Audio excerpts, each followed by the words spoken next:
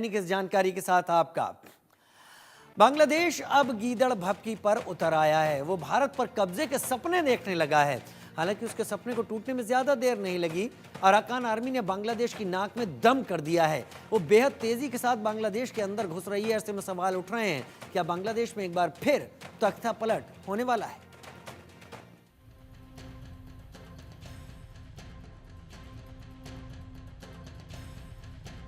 बांग्लादेश बातें तो बड़ी बड़ी कर रहा है। चीन से J-10C फाइटर जेट खरीदने का दंभ भर रहा है। पाकिस्तान के साथ परमाणु समझौते की वकालत कर रहा है और इसके दम पर हिंदुस्तान को आंख दिखा रहा है। हिंदुस्तान पर कब्जे की गीदड़ भभकी दे रहा है। लेकिन यही बांग्लादेश म्यांमार के एक विद्रोही गुट से अपनी जमीन की सुरक्षा नहीं कर पा रहा, उसके सामने सरेंडर कर रहा है। म्यांमार का विद्रोही गुट अराकान बांग्लादेश की नाक में दम कर रहा है।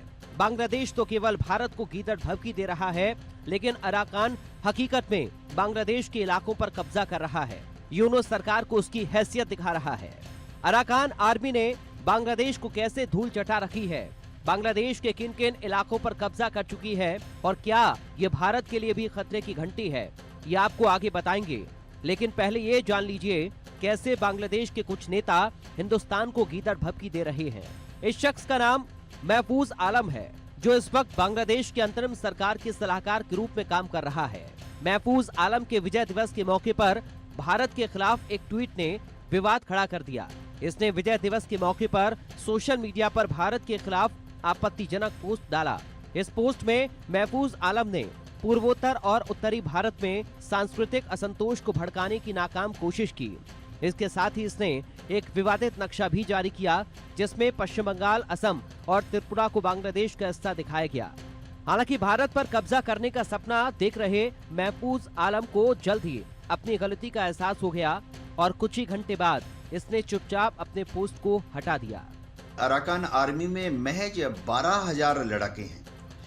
अराकान आर्मी के पास जो कि एक आतंकवादी ग्रुप है, उनके पास अपनी कोई एयरफोर्स नहीं है, महज 1 या 2 ड्रोन हैं। उनके पास अपनी कोई नेवी नहीं है, उनके पास कोई 6 या 12 नावें हैं।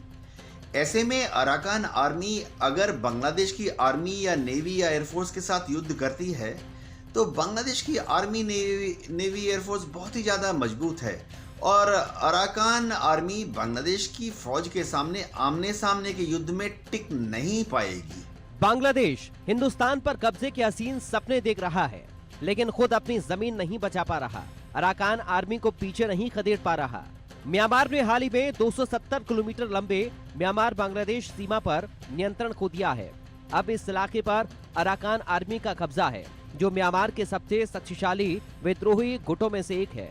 अराकान आर्मी ने म्यांमार ही नहीं, बांग्लादेश के सीमावर्ती इलाकों में भी अपना प्रभाव बढ़ा लिया है, जिससे बांग्लादेश सेना के साथ टकराव की संभावना लगातार बन रही है।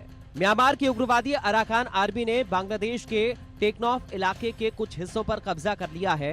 ये इलाका न केवल सामरिक दृष्टि से महत्वपूर्ण है, रोहिंग्या शरणार्थी शिविरों और बांग्लादेश के प्रसिद्ध सेंट मार्टिन आइलैंड के करीब होने के कारण भी संवेदनशील माना जाता है।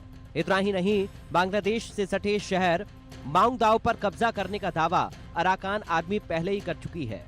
जहां तक बांग्लादेश की सरकार की बात है, वह एक अंतरिम सरकार है और मोहम्मद यूनुस जो हैं वो किसी तरह से आर्मी और पुलिस की मदद से बांग्लादेश का जो आंतरिक प्रशासन है उसको चला रहे हैं। ऐसे में अराकान आर्मी अगर बांग्लादेश के एक हिस्से पर जैसे कि कॉक्स बाजार हो गया, चट्टग्राम हो गया, उस पर हमला कर दें तो बांग्लादेश की फौज को कुछ तो दिक्कत होगी। लेकिन अराकान आर्मी किसी भी तरह से बांग्लादेश की फौज को हराने की स्थिति में नहीं है, क्योंकि बांग्लादेश की एयरफोर्स बहुत ही मजबूत है अराकान आर्मी के तुलना में। बांग्लादेश की नेवी भी बहुत मजबूत है अराकान आर्मी के जो नेवल एसेट्स हैं उनके मुकाबले में। क्या अराकान आर्मी बांग्लादेश पर कर सकती है कब्जा? बांग्लादेश के लिए कितना बड़ा खतरा है अराकान आर्मी? लेकिन यहाँ एक सवाल ये है, क्या अराकान आर्मी से भारत को भी खतरा है? अगर हाँ, तो भारत इससे कैसे निपटने वाला है? इस सवाल का जवाब जानने से पहले आपको ये जानना जरूरी है, म्यांमार के रखाइन प्रांत में सितवे पोर्ट हो जो भारत निर्मित है।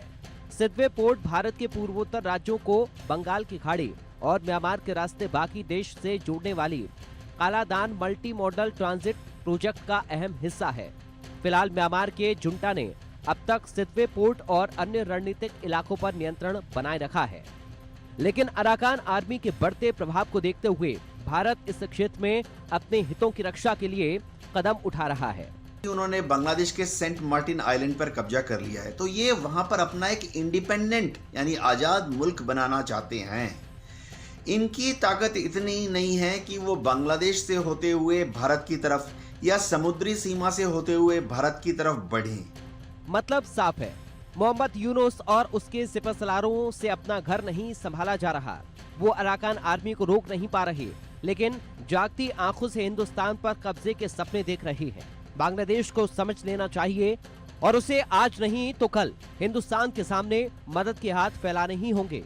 Bureau report, India news.